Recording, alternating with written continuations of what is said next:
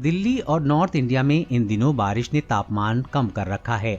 मई के महीने में बारिश का होना और उसके बाद तापमान का कम हो जाना जितना सुहाना है उतना ही सवाल भी खड़े करता है, क्योंकि दिल्ली और नॉर्थ इंडिया में 15 मई के बाद जबरदस्त गर्मी का महीना होता है, जो न तो पिछले साल दिखाई पड़ा और न ही इस साल अब तक महसूस किया गया। इसलिए सवाल ये उठता है कि क्या अब दिल्ली और नॉर्थ इंडिया को गर्मी ने इस साल के लिए अलविदा कह दिया है? क्या 45 डिग्री से ऊपर का तापमान दिल्ली और नॉर्थ इंडिया वालों को नहीं सहना होगा? हालांकि जानकारों की माने तो ऐसा नहीं है।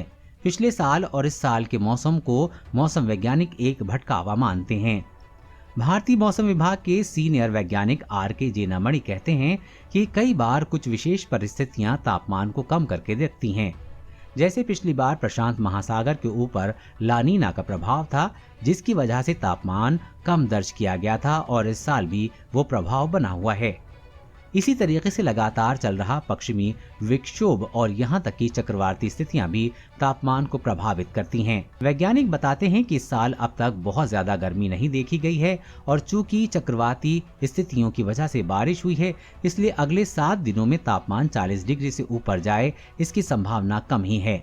यानी कि फिलहाल दिल्ली में और आसपास के इलाकों में लू चलने की संभावना ज्यादा नहीं दिखाई दे रही है। तो क्या दिल्ली और नॉर्थ इंडिया में गर्मी का न पड़ना क्या अब स्थायी हो गया है? मौसम विज्ञान के जानकार बताते हैं कि ऐसा कतई नहीं है। गर्मी न पड़ने जैसी स्थिति पिछले 2 साल में ही बनी हुई है और ऐसा 10-15 सालों में एक बार हो जाता है।